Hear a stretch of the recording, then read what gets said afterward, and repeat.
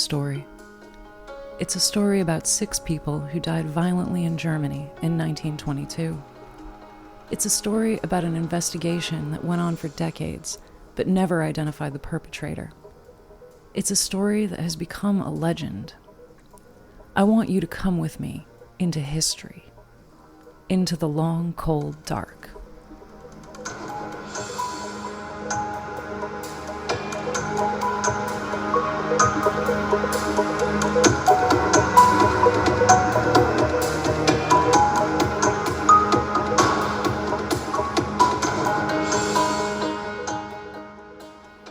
This is Long, Cold Dark, the story of the murders at Hinterkaifeck. In this episode, we'll be looking at some of the many suspects who were investigated in 1922 and beyond. It's important to note that despite the depth of the investigation, no one was ever charged with the murders. Everything you're about to hear is based on the surviving case files, and it's as accurate as I can make it. Photos of some of the suspects are in the show notes. We'll start with Carl Gabriel Jr. In the aftermath of the murders, rumors spread that Carl Gabriel, Victoria's husband, had not in fact died in World War I. He returned to Log under a fake name. Upon finding that his wife had a son who could not possibly be his, Carl went mad with jealousy and slaughtered the entire family. Police took this theory seriously enough that Ludwig Meisel, the sergeant major of the Schrobenhausen police, wrote to the Munich police force requesting assistance in determining whether Gabriel had actually died in World War I. According to Munich's war records, Gabriel did in fact die in France on December 12, 1914. This was confirmed by members of his regiment, who saw his body. The motive behind this theory is simple. It's the revenge of a cheated husband. Carl Gabriel Jr. would have inherited Hinterkaifeck from Victoria had he survived her. However, if he had in fact returned, Carl's family would have had no reason to hide that fact. So many young men died in the war that the return of one of them would have been cause for celebration. And in a small community, I find it difficult to believe that the family could have hidden Carl's return for long, even if they had some reason to do so. Carl Gabriel Jr. as a suspect is titillating. It's a fascinating premise for horror fiction, but it just doesn't stand up to logic. Anton Bichler was one of the men whom Crescence Reiger, the former maid at Hinterkaifeck, named in her 1922 interrogation. Bichler had been pursuing Reiger. He was coming to her bedroom window at night, and this frightened her so badly that she left her job in 1921. Reiger's suspicion was enough for police to arrest Bichler in May of 1922. He admitted that he had been interested in Reiger, and he claimed that she reciprocated his feelings. I admit that I came to see her at the window of her room several times at night. I was admitted once. I broke off the relationship with her because I saw her sitting in Schrobenhausen with a man in the pub. Reiger denied that she was ever in a relationship with Bichler. In the same statement, she claimed that part of her reluctance to engage with Bichler was his reputation for theft. The Gruber family had advised her that Bichler was a known chicken thief. Suspicion against Bichler was particularly strong initially because he and his brother Carl had done some seasonal work at Hinterkaifeck. They had helped with the threshing and the potato harvests, and they apparently made disparaging remarks about the food that the farm laborers were offered while they were employed by the Grubers. Carl was also a known thief of livestock and farm produce. He admitted to a number of small thefts in the area, but denied any involvement in the murders. Reiger claimed that the Gruber's dog knew the Bichlers and wouldn't have raised the alarm if they were on the property. Anton Bichler denied that the dog was friendly to him. He claimed that he had no animosity toward the Grubers and that he had no knowledge of the murders until he read about them in the newspaper. Anton Bichler's boss and a pub owner and waitress in Athenberg were able to confirm Anton's alibi. He had been at work on March 31st and April 1st. He visited the pub during the evening that the murder is supposed to have happened. Carl Bickler's employer, Michael Huber, provided him an alibi for the murders. During the course of his interrogation, Carl did confess to those local thefts, and he was held for those crimes. Anton Bickler was released, and he makes no further appearance in the Hinterkaifeck records. In 1952, Crescens Reiger accused another pair of brothers, Joseph and Andreas Thaler, of the murders. The story she told was very similar to the story she told about the Bickler brothers. According to Reiger, Joseph and Andreas Thaler came to her window at night, and in addition to asking her to let him in, Thaler made suggestive remarks about Victoria. He asked about the location of money in the farmhouse. Reiger said that she spoke to Thaler through the window, but refused to let him into the house. During the conversation, she heard noises outside the window that sounded like another person. I asked Thaler who was with him. He said no one was there. When I told him I could hear the rustling of the leaves as if someone were walking in them, he said that I was dreaming. The conversation went on for about half an hour before Thaler left. Reiger went into the kitchen to watch him through that window, and saw another man with him. She believed that the second man was Thaler's brother, Andreas. When she reported the incident to Victoria, Reiger recalled, "She told me at the time that I should never open the door to the Thalers. I replied that I wouldn't stay on the farm anymore because it was getting so frightening. Victoria didn't want to know anything about my departure. It became known to me that the Thaler brothers had been found in the machine shed at night by Gruber a year earlier. At that time, old Gruber shot at them with an infantry rifle. I heard the shot, but I was not told the cause of the shot, so I wouldn't be frightened while I was pregnant. About 3 or 4 weeks after the encounter at the bedroom window, I went away against the will of Victoria. After me, the farmers had no servants until the day before the murder." The story is remarkably similar to the story Reiger told about Anton Bickler in 1922. With more than 30 years between statements, it's possible that she conflated one pair of farmhand brothers with another. However, local rumor also linked the Thalers to the crime, although those links are tenuous, and they seem to come from tavern gossip rather than concrete fact. While the Thaler brothers had a reputation for theft and for generally living a dissolute life, no evidence could be found linking them to the murders. Throughout the investigation, Lorenz Schlittenbauer remained the prime suspect. He had a troubled history with the Gruber family, including the paternity dispute over Joseph, and his aborted attempts to marry Victoria, during which at least one physical confrontation occurred. Andreas ran Schlittenbauer off the Hinterkaifeck property with a scythe. We know that he was responsible for at least one of the incest complaints filed against Andreas, but he retracted his accusations at Victoria's request. Schlittenbauer's position as one of the men who discovered the Gruber's bodies made him a particular target of police interest and local gossip. He moved at least 2 of the bodies during the discovery process, and he seemed to have suspiciously easy access to the Hinterkaifeck house. Schlittenbauer also provided what now read like panic stories about the pickaxe in the Hinterkaifeck stable, trying to explain why his pickaxe was on the Gruber's farm. Schlittenbauer is also the main source of many of the worst descriptions of the Gruber family. Schlittenbauer's reaction to the crime scene, his apparently calm demeanor during such a gruesome discovery, raised the suspicions of his neighbors. Schlittenbauer handled the bodies in the stable confidently, without flinching or becoming frightened. During his interrogation in 1931, Schlittenbauer was asked about his emotional reaction to finding the bodies of his former lover, her family, and possibly his son. He answered, "I was so excited that I didn't think anything anymore, because I assumed that my boy must be starving. Even if it would not have been my own child, I felt sorry for the child and wanted to see him immediately.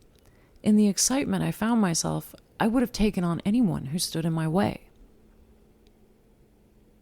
Schlittenbauer moved the bodies in the stables against the advice of the other searchers, which of course aroused their suspicions.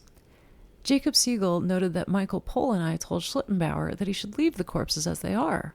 Schlittenbauer replied that he should look at them carefully. Pohl believed, because of his behavior at the crime scene, that he himself killed the people at Hinterkaifeck. Schlittenbauer is the source of much of the strange, sensational information surrounding the murders. He's the one who reported that the Gruber's house key had been stolen. He also told investigators about the machine shed break-in, the footprints in the snow leading toward the farm, and the noises Andreas Gruber supposedly heard in the attic of the farmhouse. That there is only the slightest corroborating evidence of these narratives through a very limited number of independent witnesses casts further suspicion on Schlittenbauer. However, by the time of the murders, Schlittenbauer had apparently made peace with the Grubers. He had married another woman and made his farm a success. Certainly the paternity dispute over Joseph and the thwarted marriage to Victoria could provide motive. But it stretches belief a little bit that a man would wait almost 3 years to act on homicidal rage. If Schlittenbauer is guilty, there must have been some more recent precipitating event, some stressor, that spurred him to action, and that we don't know about. Jacob Siegel recalled rumors that Schlittenbauer had not been sleeping at home on the nights leading up to the discovery of the bodies. It is striking, he said, that 2 or 3 days before the crime was discovered, hay was said to have been stolen from the Schlittenbauer property. For this reason, Schlittenbauer would have hidden in his attic in the evenings in order to possibly surprise a thief. Back then, his children testified that their father was hiding in the hayloft to catch the thief.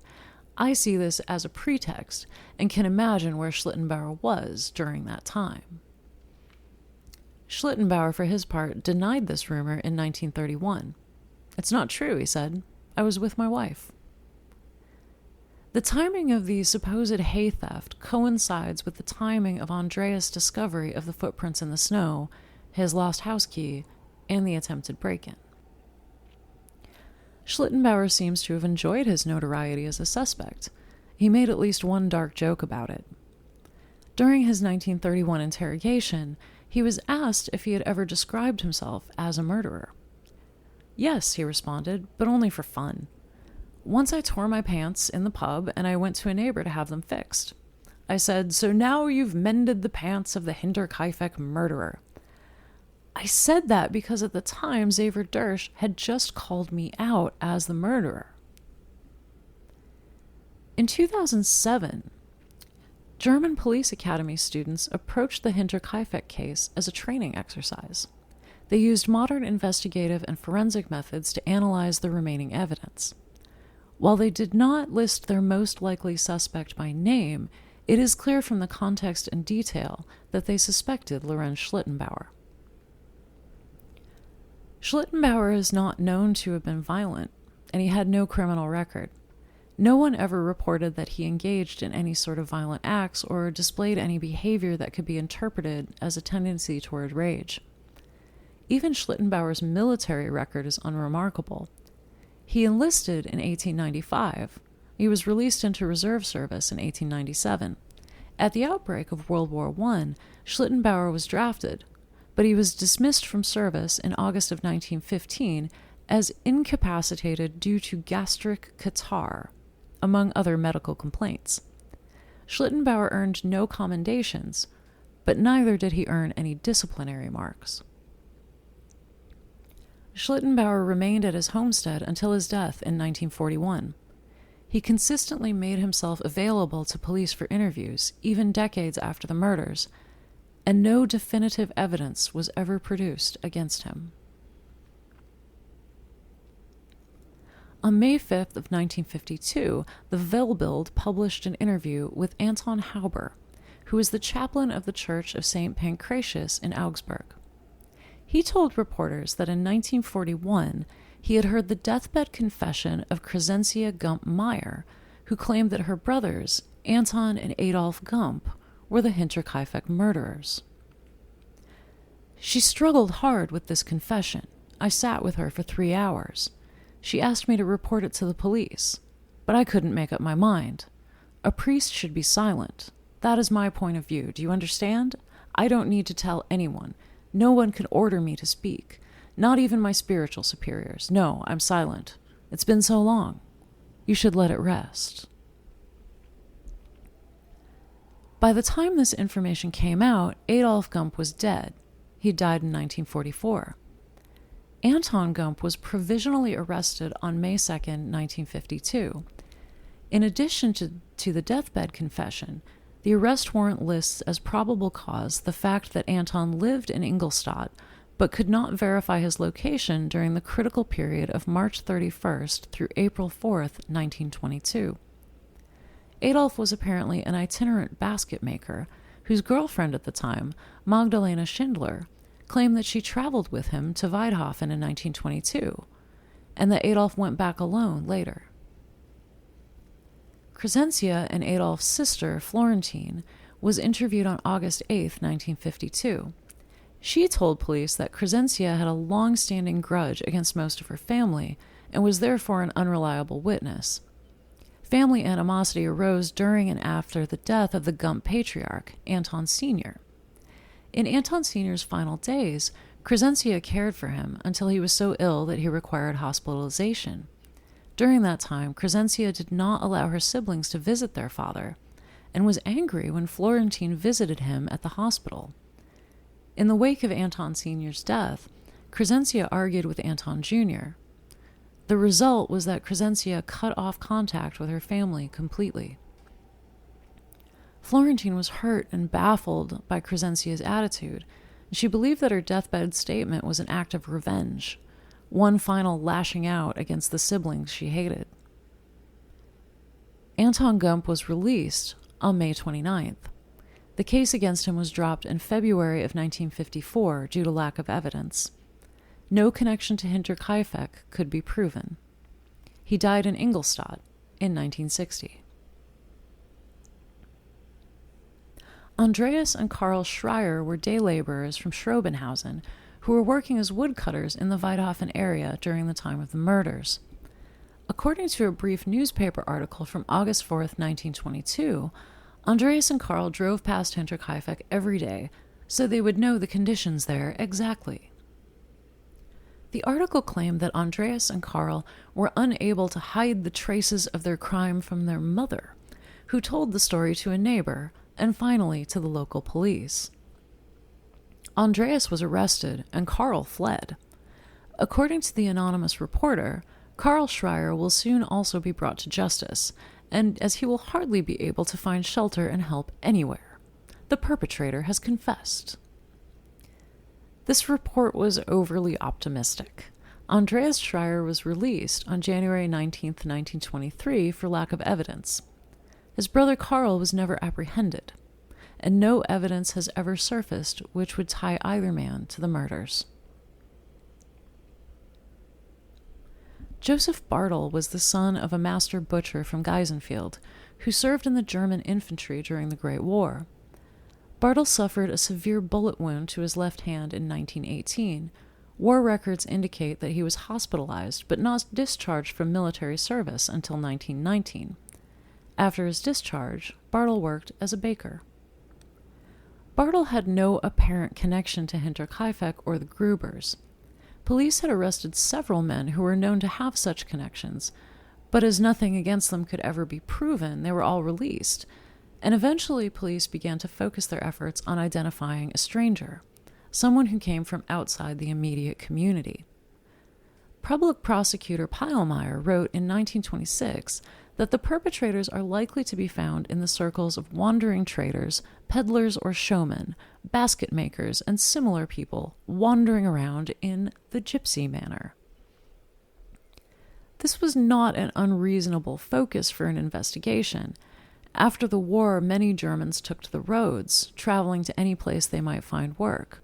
Displaced Germans might ask a farmer's permission to forage for mushrooms on his land, or beg for a bed for the night in return for a day's labor. In addition to traveling salespeople and vagrants, small bands of discharged soldiers were gathering in various rural areas. These bands, known as the Freikorps, literally free or volunteer corps, had no unifying ethos. Some groups were nominally supporters of the Weimar Republic, while others engaged in assassinations and anti-government violence.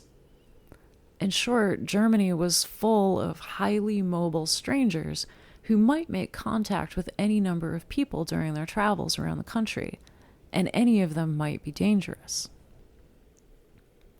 Joseph Bartel came to the attention of police through Georg Seidel, a person with, quote, many criminal records, a pathological liar.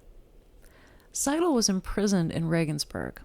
During his time there, he told police a number of stories about alleged murderous acts, some of which turned out to be correct, but for the most part, invented.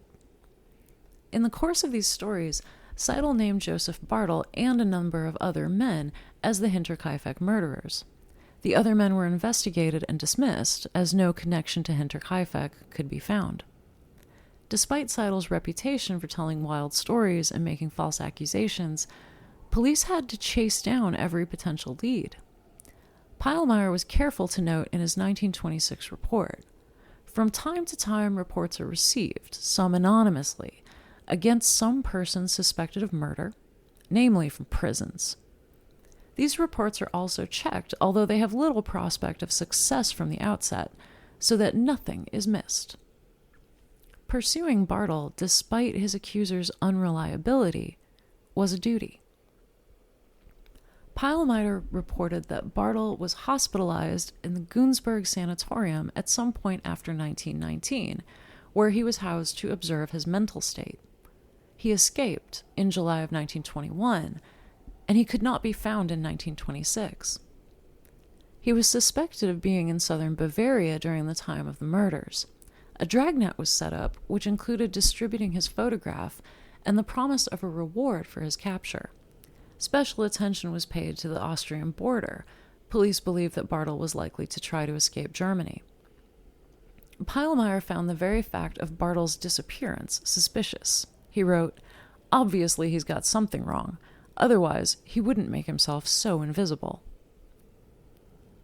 Bartel was never located, and no evidence connecting him to the murders at Hinterkaifeck has ever surfaced.